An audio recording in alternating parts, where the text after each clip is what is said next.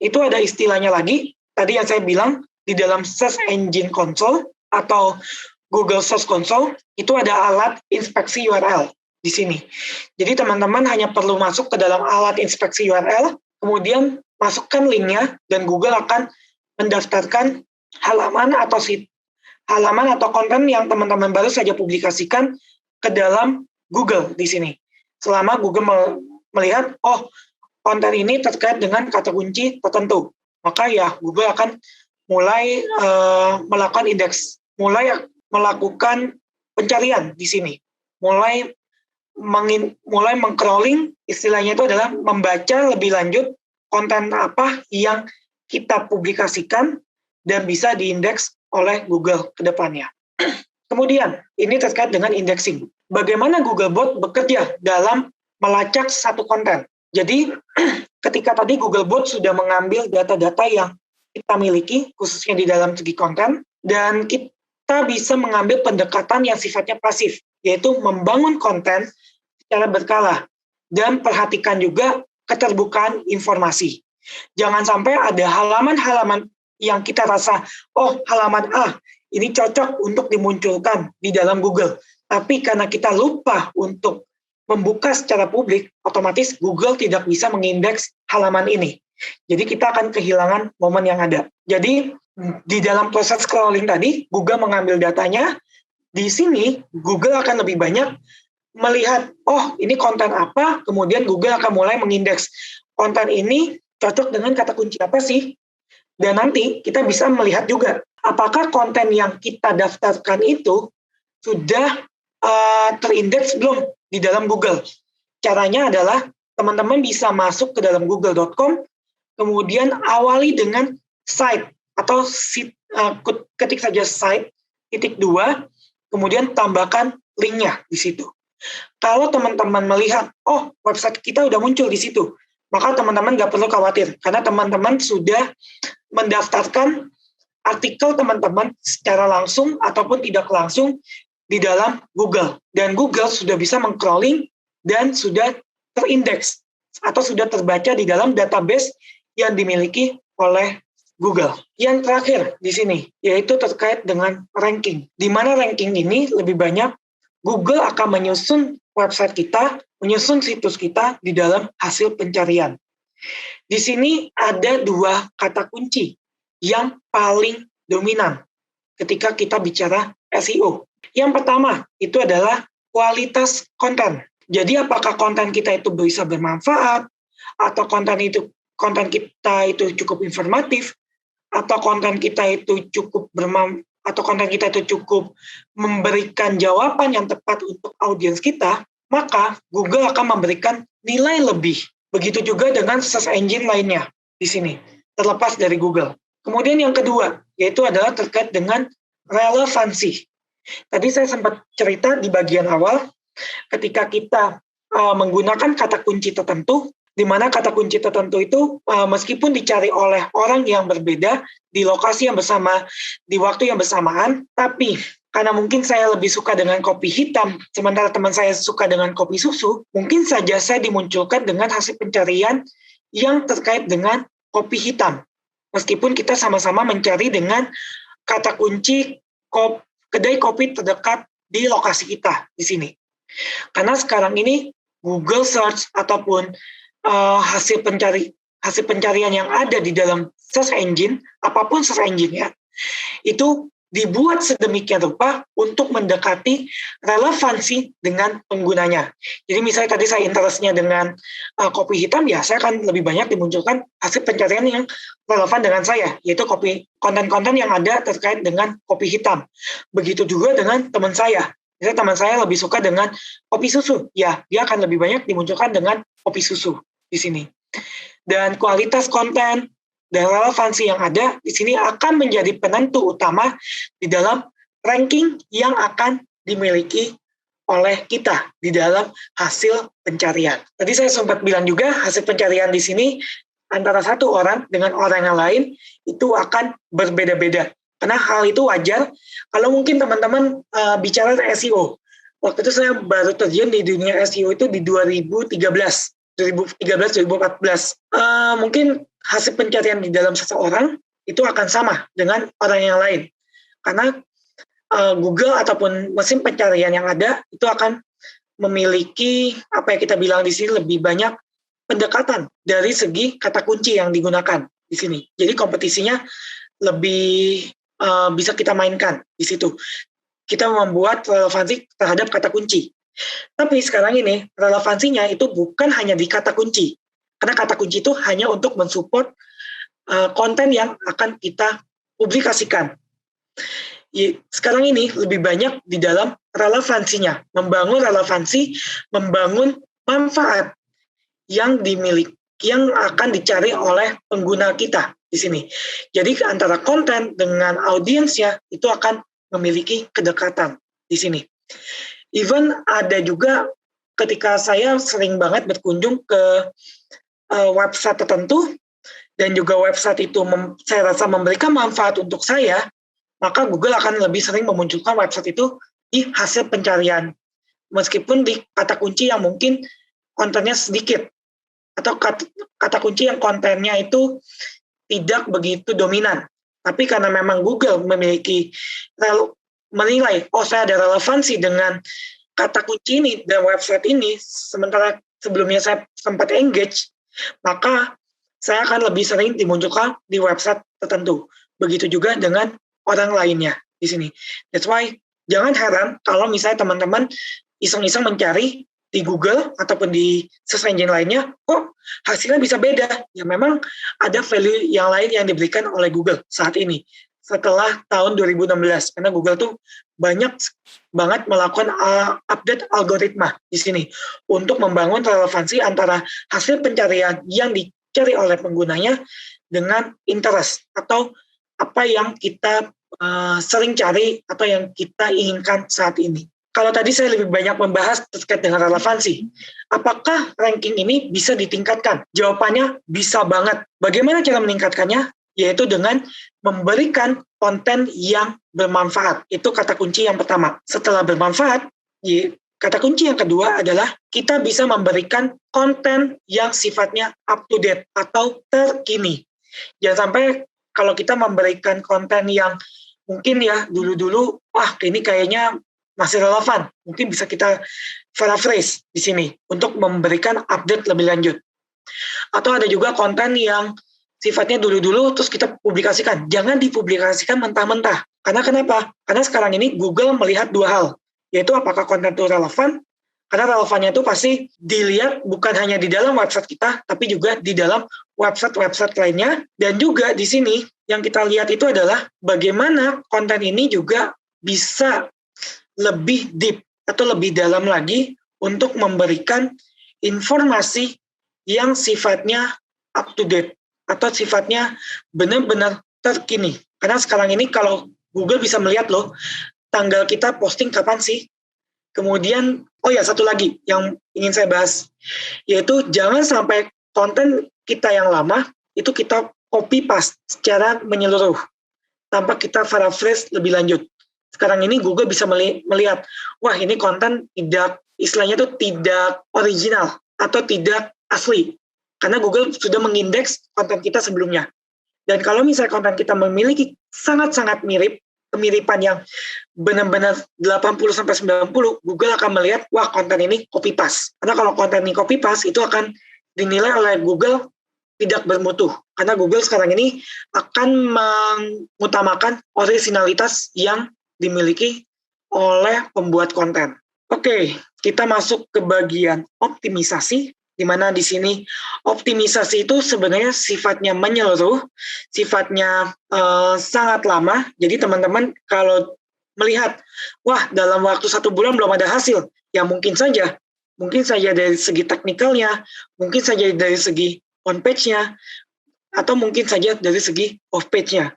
Nah, apa itu technical, apa itu on page, dan apa itu off page? Ada 3 faktor yang memengaruhi kinerja SEO. Yang pertama itu adalah technical SEO. Technical itu adalah apa yang terjadi di dalam website kita di sini ya.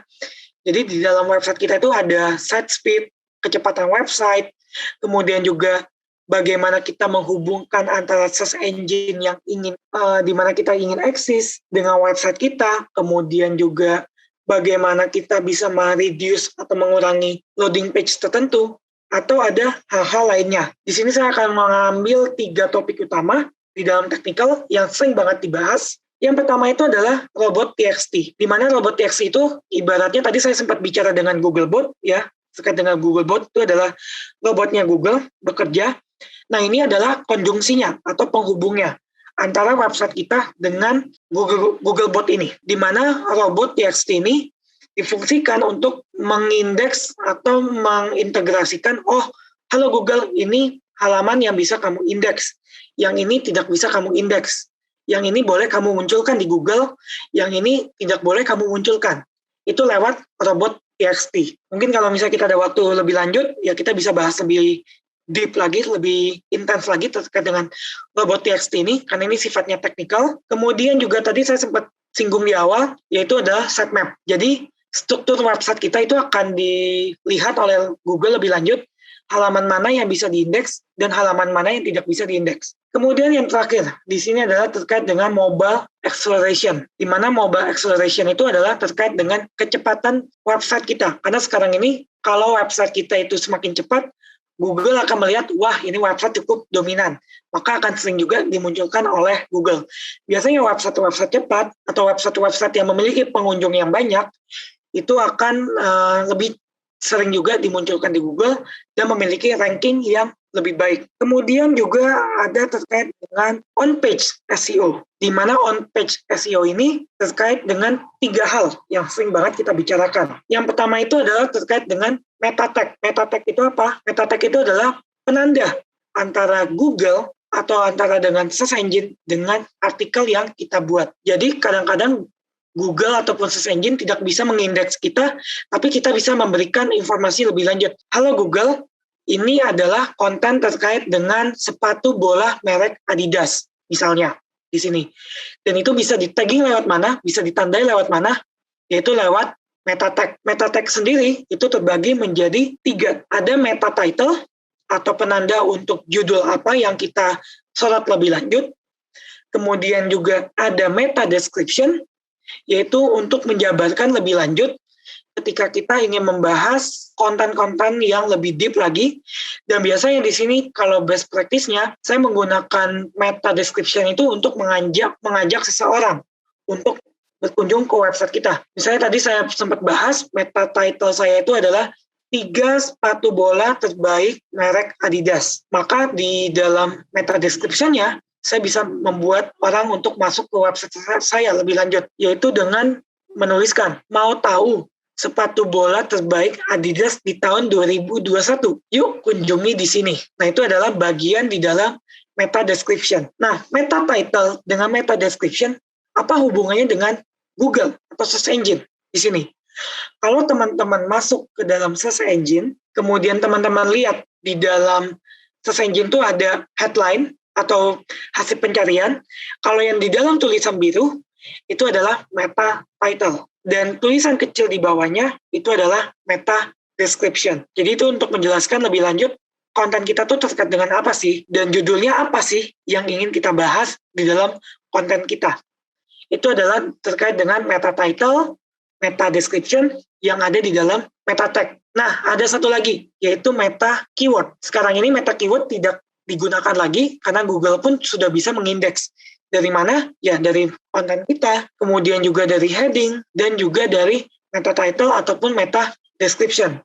Jadi teman-teman yang bermain dengan SEO, kalau ada meta keyword, itu nggak perlu dimasukkan lebih lanjut di sini, karena memang sudah tidak diindeks oleh Google. Kemudian, berikutnya itu adalah heading. Heading itu ya sebenarnya sama seperti ketika kita sedang mengetik di Microsoft Word, di mana Microsoft Word itu kan ada heading ya, heading 1, heading 2, heading 3, dan itu untuk menentukan ini bagian apa sih. Nah, kurang lebih sama seperti heading yang ada di dalam Microsoft Word. Begitu juga dengan heading yang ada di dalam konten kita, di dalam on-page kita di sini. Di mana ini untuk memberitahukan Google, oh heading 1 itu terkait dengan hal-hal yang perkenalan di dalam sepatu Adidas. Kemudian heading 2, misalnya sepatu Adidas merek A, B, C. Kemudian heading 3-nya terkait dengan isi kontennya.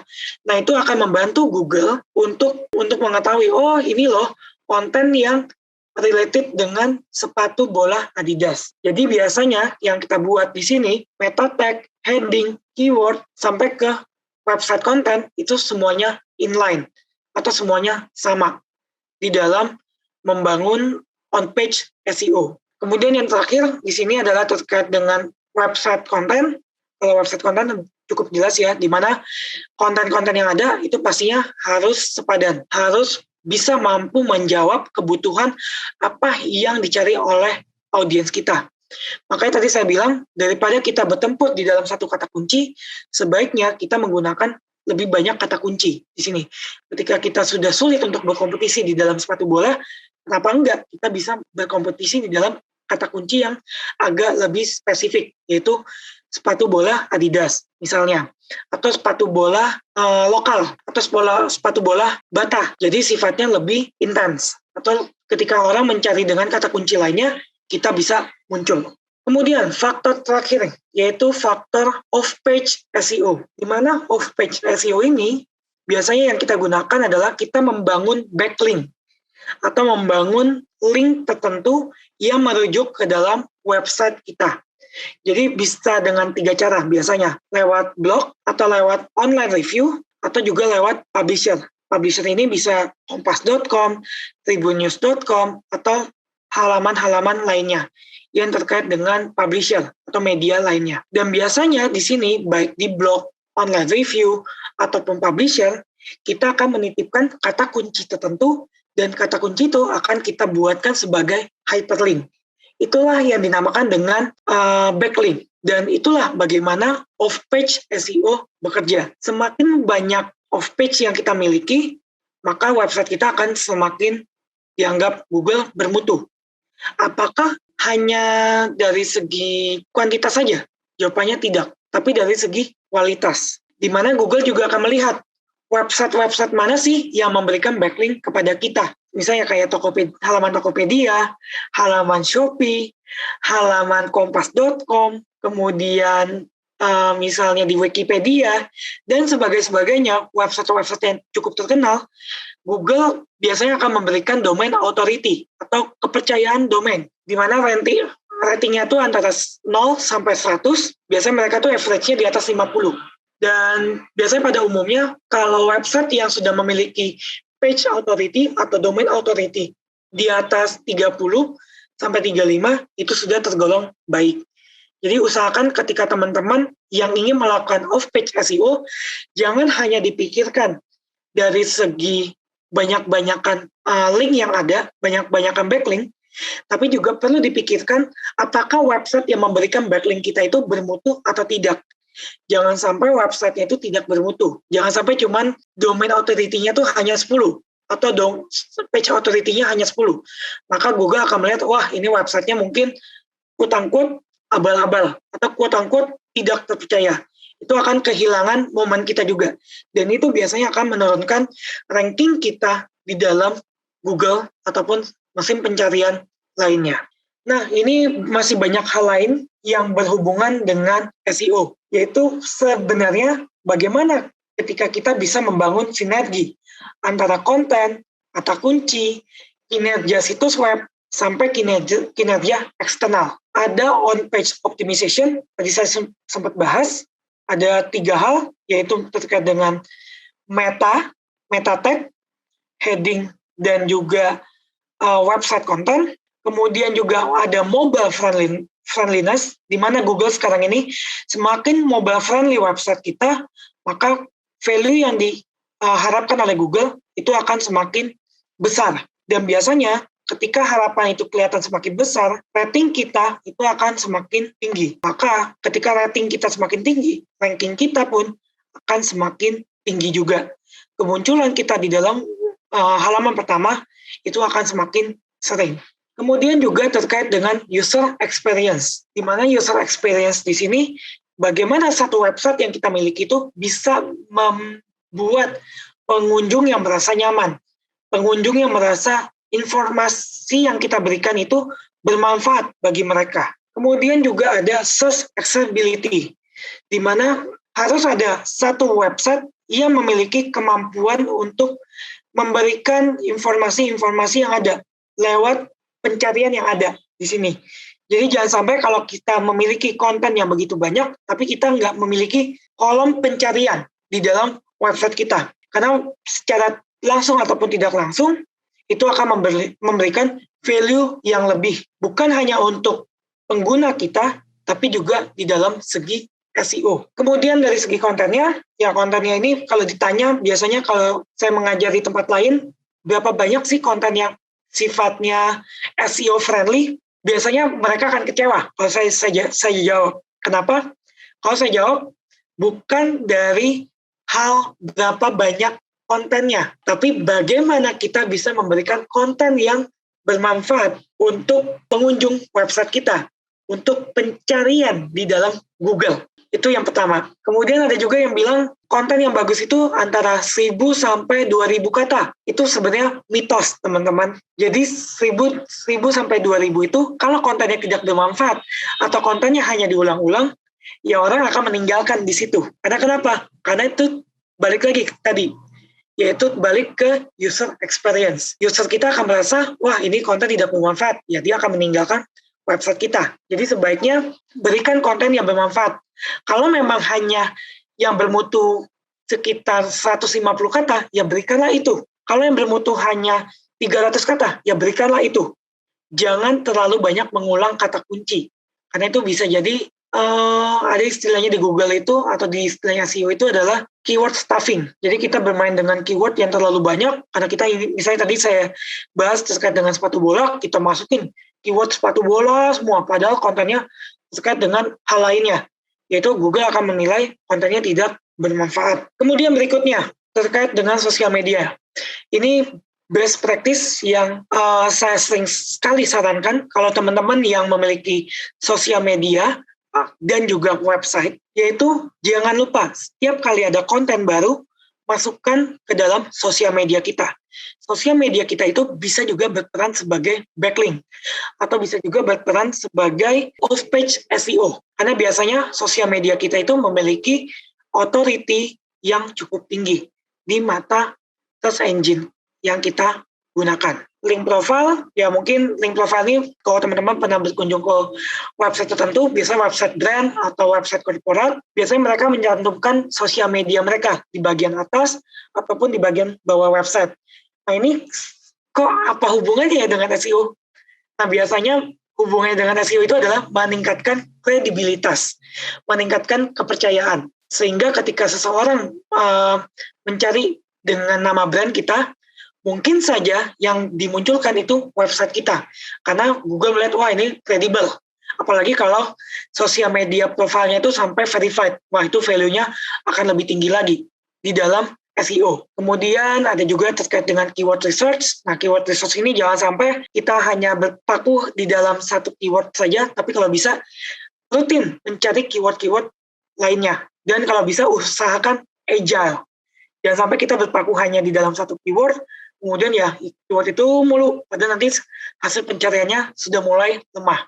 Speed, ya mungkin tadi saya sempat bahas, Google itu sangat sayang sekali, sangat senang sekali dengan website yang memiliki kecepatan yang cukup baik. Jadi usahakan juga website teman-teman itu memiliki kestabilan atau speed yang cukup baik. Nah, kalau ditanya di sini, sekarang ini website yang cukup baik itu berapa detik sih? Sudah terreload semua halamannya? Jawabannya itu kalau kita ikuti dari Google, 2,5 detik. Kok 2,5 detik? Cepet banget. Ya, karena tingkat kesabaran orang itu semakin lama semakin berkurang sekarang ini. Jadi kalau website kita nggak cepat, ya otomatis akan ditinggalkan oleh audiens kita. Kemudian, yang terakhir, yaitu local optimization. Ini biasanya untuk teman-teman yang bergerak di dalam UMKM. Local optimization ini cukup bermanfaat. Kenapa? Karena biasanya satu pencarian di lokasi tertentu itu bisa juga berbeda di dalam hasil pencarian di lokasi tertentu. Misalnya saya di Jakarta mencari dengan kedai kopi terdekat, ya mungkin yang akan dimunculkan oleh Google itu adalah kedai kopi yang berada di Jakarta. Berbeda juga dengan kalau saya berada di Bandung. Maka hasil optimisasi yang akan dimunculkan itu adalah kedai kopi yang ada di kota Bandung. Dan itulah yang dinamakan dengan local optimization. Bagaimana kita bisa membangun SEO ini jangan hanya terpaku di dalam kata kunci yang sifatnya luas saja, tapi usahakan juga SEO lokalnya dimainkan. Misalnya kata kunci terdekat, kemudian kota kita, itu juga bisa dimainkan sebagai kata kunci. Misalnya kalau teman-teman yang menjalankan bisnis toko sepatu, bisa aja toko sepatu dekat sini, toko sepatu di Padang, toko sepatu di Medan, dan lain-lainnya. Usahakan local optimization ini dilakukan juga. Nah, kok bisa sih situs kita tidak berada di dalam Google atau tidak berada di dalam hasil pencarian? Nah, ini ada 5 alasan teratas. Tadi saya sempat bilang terkait dengan robot.txt ataupun sitemap di sini. Nah, kalau kita tidak memiliki robot.txt ataupun sitemap, mungkin saja website kita itu tidak bisa diindeks oleh Google. Sehingga ini terkait dengan poin pertama, yaitu situs kita tidak terhubung dengan baik di dalam Google pencarian. Jadi Google tidak bisa mengindeks. Oh, website ini bisa nih kita kunjungi lebih lanjut. Sehingga ya otomatis Google ya nggak akan memunculkan hasil pencarian kita. Kemudian yang kedua, kalau teman-teman baru saja meluncurkan situs baru, misalnya sebelumnya avelin.com, tapi saya ganti menjadi avelin.net. Nah, itu Google memiliki waktu tertentu untuk merayapinya. Sehingga website kita mungkin saja belum bisa muncul di hasil pencarian yang ada. Meskipun kita sudah menggunakan site.2 yang tadi saya bilang untuk memastikan apakah website kita sudah muncul atau belum, tapi karena kita baru memunculkannya, kita baru merilis sebelumnya avelin.com, kemudian jadi avelin.net, ya otomatis tidak bisa dirayapi. Jadi butuh waktu beberapa saat. Yang perlu teman-teman lakukan adalah menunggu di sini. Nggak ada kata kunci lainnya selain menunggu. Kemudian ada desain situs mempersulit Google untuk merayapi kontennya secara efektif. Nah, ini biasanya kalau website-website yang dilihat, wah cukup sulit atau cukup complicated. Jadi biasanya Google akan mulai menyingkirkan. Wah, ini nggak akan memberikan user experience yang baik. Karena tadi saya sempat bahas di slide sebelumnya, ada poin terkait dengan user experience, dan disinilah fungsinya user experience.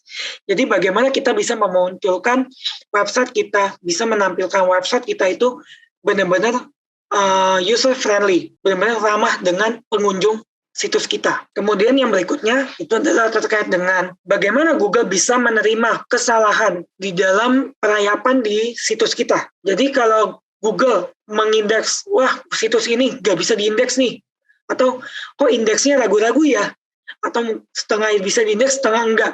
Nah, Google akan otomatis langsung menyatakan situs ini tidak bisa diindeks lebih lanjut.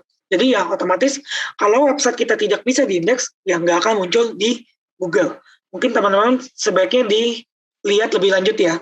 Bisa diindeks, apakah sudah diindeks dengan site.2, kemudian juga kalau perlu gunakan juga kata kunci tertentu. Apakah teman-teman sudah muncul di kata kunci ini atau belum?